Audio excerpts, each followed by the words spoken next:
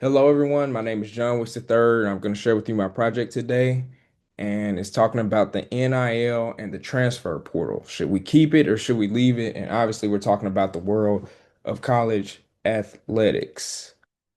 So, what is the NIL? So, NIL, that's an acronym and it actually stands for name, image, and likeness. I'm sure many college fans or college athletic fans already know this, but the NIL refers to a person's right to control how their image is used. And most importantly, in the realm of college sports, it refers to student athletes' ability to make money, commercially from their image or, to make money from building their own brand. And so this system of like the NIL was officially instituted by the NCAA in 2021. So now it's time to go a little more in depth and talk about it. Where is the money coming from? How do you make money from the NIL? So one component is major companies. So major companies they can actually partner with athletes for like endorsements, commercial deals, or any other promotional deals. And so some examples are Nike, Reebok, Powerade, Under Armour, any other huge brands. Obviously, these are some that are commonly used kind of sports gear, sports drinks. Obviously, a lot of times they're going to be interested in partnering with college athletes to just give them a sponsorship so they can both make money. And so another thing are NIL collectives. And this avenue right here, it's mostly used for like recruiting and retaining, talent. You hear it all the time, NIL collectives. This kind of sets the pace for how much money a player can make. These groups, these are boosters or donors, and they pool money to support like the athletes financially. And this can include paying for athletes, for promotional work, community engagement initiatives, that sort of thing. So that's another way athletes can make money. And lastly, clothing and apparel. Athletes can create their own merchandise and make money off of them. This can just be as simple as an athlete's jersey. We see it at Rebel Rags and that kind of thing. The athletes' jerseys obviously are, they cost a good amount of money, and so the athletes can make some money off of it. So the NCAA before NIL, what did the NCAA look like before NIL? So before the institution of name, image, and likeness into the world of college sports, athletes were not allowed to receive financial benefits from like their image or their brand or anything like that. And so a perfect example of this is the Johnny Manziel scandal in 2013.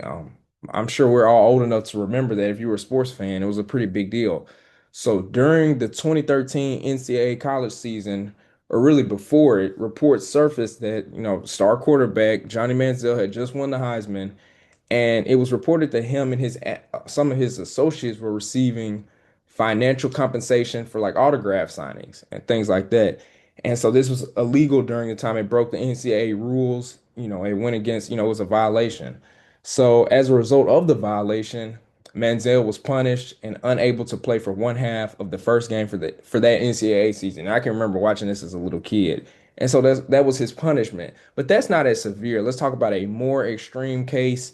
In 2010, the NCAA they imposed major sanctions on the University of South Carolina, excuse me, the University of Southern California, better known as USC, as a result of an investigation that found that Reggie Bush, he had just won, he was a Heisman winner for them, had won national championships with them, but they found out that Bush had received financial benefits during his time playing for the university. And so as a result, USC, they vacated multiple victories, including their 2004 BCS national championship. So you see how big of an issue or how heavily enforced these rules were. And so obviously in the world of college sports today, this isn't an issue because they went from getting suspended for selling autographs to now we have players like Arch Manning estimated at 6.8 million. Carson Beck estimated at 4.3 million. Jeremiah Smith estimated 4.2 million. All of these are estimations. DJ Lagway 3.7 million and Lenore Sellers 3.7 million. And all of these players have one thing in common. They're all stars and they're making millions from their star power. So we see the shift in how it used to be versus how it is today. So the positives, how is NIL beneficial? This is really what the main subject is today. How is it beneficial? So obviously it's very beneficial for the athletes. It gives them financial independence. They're financially independent now because they're able to make generational wealth in college football. And beforehand, only collegiate administrators, NCAA administrators, people who had their hand in athletics, professionally, like had a professional job in college athletics, they were the only ones benefiting from it. Coaches, coaching staff, trainers, but now players are able to make some of this money as well. And this wealth is a great benefit for players who do not have long-lasting professional sports careers. We've heard many make the argument, oh, well, this is college. They should make money. Just wait till you go pro. But some players go pro and don't have a lengthy career. Let's go back to Johnny Manziel. He was one of the biggest college stars ever, won a Heisman, but got in trouble for making money off of autographs and went to the NFL and didn't really have a long career. So if players are able to generate money in college, maybe they should be able to see some of that money. We'll see. We'll see. Let's see where the argument takes us. NIL negatives, inequalities among athletes. There are disparities in the ways that athletes are paid based on talent, marketability. This could cause a rift in the locker room or something like that. And these are just some of the arguments that I've researched. And these are some of the issues that people have with NIL. Greed. They argue that the passion for the institution is gone and it's replaced with who can give me the biggest paycheck? What college can offer me the NIL? We just saw the athletes who make a lot of money from NIL. They think it's just all about the money now. That's one of the arguments. And so I'm going to give my pushback on some of these negatives, which some of these negatives, I'm not saying they're completely false. I researched them and there is some truth to it. But in my opinion, there already was a disparity in college football based on talent because if you're talented, you play, but if you're not, you don't get to play. So that's in the world of sports, you're treated differently based off of your talent. So this isn't something new. So I'm going to push back on that argument. And then I'll have to push back on the greed argument because, like I said, coaches and their staffs and trainers have been able to make this money for years. And, people working with the NCAA, people who work with the NCAA or in college athletics professionally have been able to make this money. And so we didn't hear this greed argument when they were making the money. But now that everyone is, all of a sudden, we're starting to hear these kind of arguments. And I just think it's unfair for players to get absolutely no cut of the money. The NCAA recorded nearly $1.4 billion in revenue in 2024. And a lot of that is on the back of the athletes. And to say that the athletes should get nothing, or it's to me, it's hard for you to argue that. But let's continue. Let's see. So now we're moving into the transfer portal. We talked about the NIL. Now we're going to talk about the transfer portal. The transfer portal, it's an online database that lists out any students who are interested in leaving their school for another. And so in college football, players can just enter their name into the portal during the transfer windows, which are in the winter and the spring. That's the winter and the spring for football, and that's one specific outlook of the transfer portal on college football because it's a very big deal in college football. Once players have entered their names into the portal, colleges can begin to contact these athletes and recruit them. So it's a pretty simple process. So the NCAA before the transfer portal, how did it look? So before the addition of the transfer portal into college sports, players had to seek permission from their current school before beginning the process of transferring to a different institution. As a result, colleges could greatly limit which players transfer and where they transfer to. So basically, the institution had all the power in these situations, because you have to seek permission from us before you go anywhere. So one thing that's important to note, in 2021, the NCAA passed a one-time transfer rule, which allowed players to transfer to a different school and begin playing for that school immediately. Also in 2024, the NCAA began to allow college athletes in good academic standing to transfer multiple times. And so that is how we see the transfer portal today is used multiple times. You see players go from one college to another, and then they might even transfer again. And so before these statutes, obviously well, I'm not gonna say obviously because maybe some people didn't know this, but before these rules were introduced, players were forced to sit out a year once if they were allowed to transfer to a different college. And so obviously the numbers for transferring weren't as high as they are today because it was somewhat disadvantageous to do so in the past because you had to sit out a year. And so I just talked about how the numbers have changed. I mean, let's just look in the most recent years. We talked about the passing of that rule in 2021. where there was 1,946 transfers, as far as the number of total FBS scholarship players who transferred. 2023 school year went up to 2,303. And then the 2023 to 2024 school year, it went up to 2,707. So, yeah, as we see, the numbers are steady rising. So, the positives, how's the transfer portal beneficial? It increases student athlete independence. Athletes are better able to prioritize and have control over their career and make the decision that's best for them and their career. So they have more power as opposed to them having to ask for permission and being powerless. And here's another argument that I've researched, and this is something I believe as well.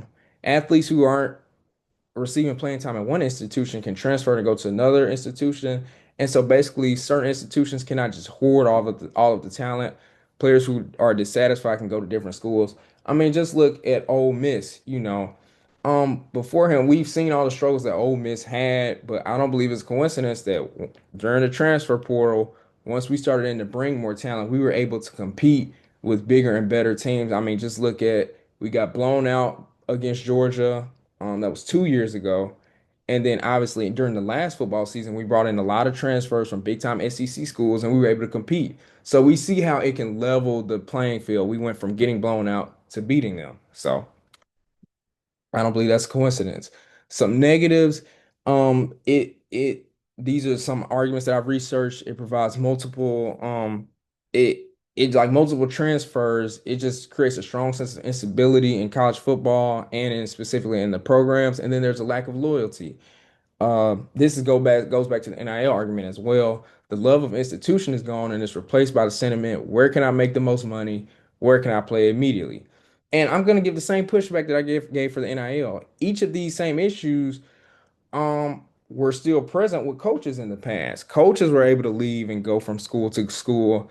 Where can I make the most money? Okay, if I can go from an assistant to offensive coordinator, okay, I'm gonna leave here because now I can become a head coach at this school and they're gonna pay me more money.